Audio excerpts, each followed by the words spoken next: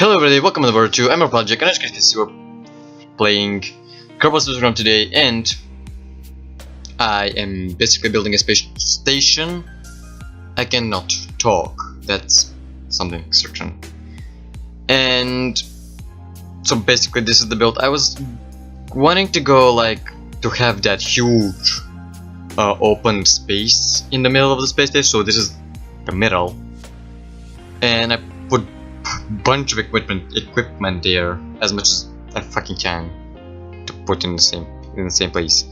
And I started duplicating it, but I quickly realized that the count part is going way up.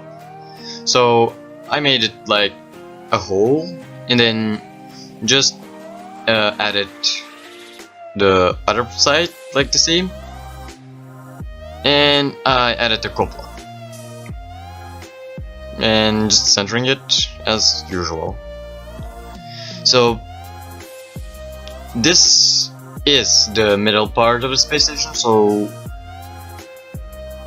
I want it to be like something like a hole, like you can just an open part and a hole that you can go in with the Kerbals, and then just be a nice thing to have. And then I just added some boosters. Yeah, the first stage, second stage, nothing to really talk about over here. Just F1 engines, and then GE1 engines and Venture engines, or RS-25 and F1 engines, whatever the fuck you want to call them. And basically I was like, yeah, let's launch. This is it. It was a kind of a simple thing to do, but as you will later understand, it was. There was a big mistake over here, so nothing really so much is interesting about the launch. It's just very simple. You just go up, and then up, and then up, and then up, and then up, until you reach space. And yeah, I don't know what to talk about over here.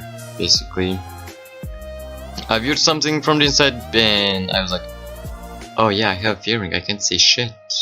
That's true. Well, yeah. So basically that second stage is coming. I mean, it already came. So just circularizing, and then I saw that on my Kerbal engineer I was like way up, way high, and then I was trying to control it, but since I was still in the atmosphere, I was trying to control with time warp. Since when you time warp in space without the physical time warp, it just stops everything. Just no spinning, nothing. It just that. And I made a maneuver note. I don't know why. I know how to orbit. Do you guys know how to orbit? Hopefully. It's the most easiest thing that you will ever see in Kerbal Space Program. Believe me. Even launching a rocket is not that easy. So, if you're a new player, oh my god, you have so much things to learn. And yeah, basically that was it. And some spinnings and stuff, I circularized around Kerbin. And I wanted to go a little bit higher, and just make it a cool circle. And there we go. There we go. I just detach it, and that's it. This part is in space. And now we're making a few orbits just to prove that everything is working, and now building the second part of it. And you might ask, why the hell you have that accessory grab thing on the top? Well, because I forgot to put docking ports on the sides, and this is basically going to be on the side, not in the middle but on the side. And as a few science equipment and stuff like this. Basically a pretty much straightforward rocket again. This one's a bit smaller and it has the power of SRBs. So yeah, and the mammoth engine. So this is freaking powerful.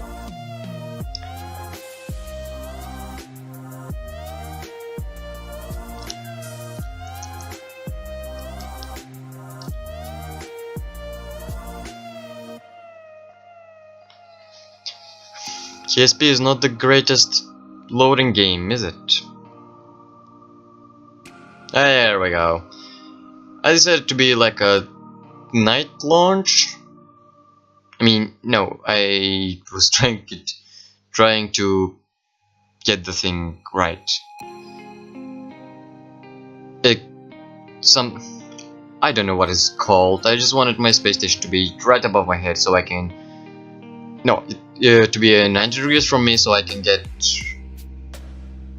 It looks freaking awesome going up. That's what I like the most about solid rocket boosters, not bursters, but boosters. Goddamn. Because they're super bright and something exploded over here. I don't know what. But since nothing was really damaged, I was like, okay. Wait, no. The first stage was damaged actually, I guess. I didn't saw it. Sorry. And the boosters are super cool because they leave a huge trail of smoke behind them and they're super bright. Well, they're also super pollution-y.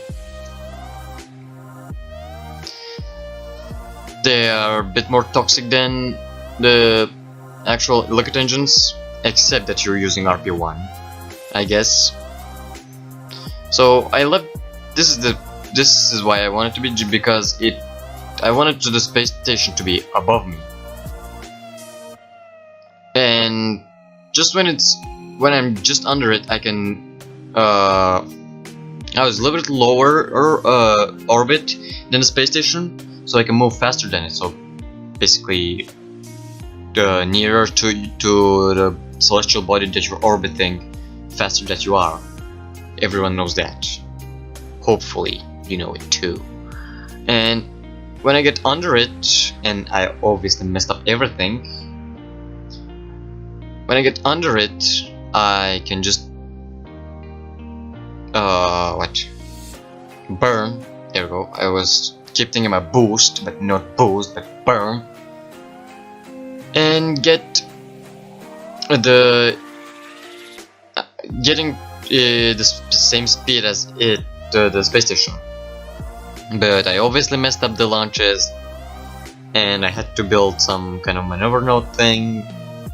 This docking took me much more time than it should have been. It's like literally, I don't know, 30 to 30 minutes in real life. That's 4 times the speed. So you're welcome. I'm saving your time and also my time. No, I'm saving all yours. So you're welcome. Please leave a like, subscribe, and comment down below. Thank you. Please, because I'm just saving your time. I mean, yeah, I have to do that, but think about it. I could just leave you watch it, just as it is. 30 minutes, slowly, everything, piece by piece. I could do that, but I didn't. So please leave a like, comment down below, thank you, and subscribe, because that's how YouTube works. And also click the notification bell next to the subscribe button, because oh my god, that helps a lot. Thank you, and you're welcome. So again, the burns. Controlling, that was not goddamn easy. So I was keep trying to get near to it while watching that speedometer relative to the target, and keep doing the same thing.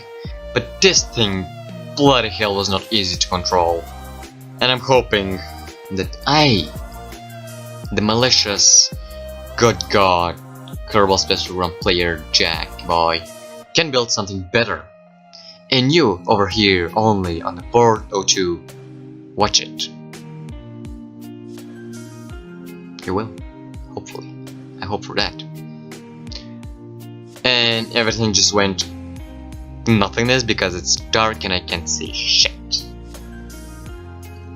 But I can still see the bright green thing in indication on the screen. Well, if I click F2 and I wouldn't be able to see anything. So yeah, UI helps. Real space is dangerous and complicated and not easy at all. Just like I've been to space twice now. Right? Not right. It's just lying. Whatever.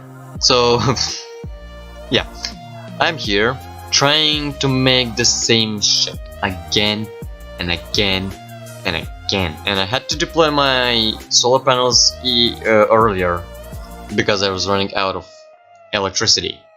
I mean, yeah, the Rhino engine creates electricity by running its fuel through its pumps. We know that. But that was not an easy task to do. When you run out of electricity once, you cannot just turn the engine on because you don't have electricity to turn it on. And then just make more electricity. That's not how that works. You have to run the pumps to get the engines, to get the fuel flowing, you know. You need electricity to get the pumps running, to get the pumps and the fuel running, to create more electricity, to get more fuel running. Well, it doesn't mean that if you have thousands of watts of electricity you will have the most powerful engine in the world, except I guess that you are running an electrical engine, just like the Electron rocket from Rocket Lab, that little teeny tiny rocket that I fucking love because it's tiny and it's lightweight, it's built of carbon, it's freaking awesome. You can just launch little satellites with it, and it's not expensive. So you have 9, I don't know what they're called, engines which are using batteries to run the pumps on the first stage, like the most thing, I guess. On the second stage I'm not really sure, but I guess that's how it works. And this was the most time-consuming part, the docking. I needed to be exactly the middle and then exactly 90 degrees. And that happened. It's not exactly, but after that I fixed it, so yeah. And that's it. Hopefully you enjoyed it. If you did, punch that like button, punch that subscribe button if you're new. And as always, I will see you on the next flight.